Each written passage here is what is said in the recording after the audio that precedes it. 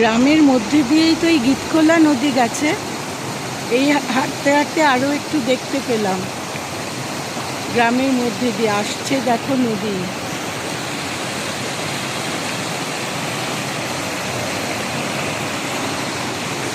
এই হচ্ছে গ্রামের পথ, আর এই দেখো সেই গীতখোলা নদী আসছে।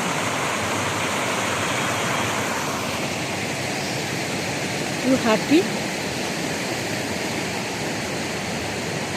রাত বৃষ্টি হয়েছে, এখন একটু বৃষ্টি থেমেছে, তাই ভাবলাম একটু গ্রামটাও একটু ঘুরে দেখি।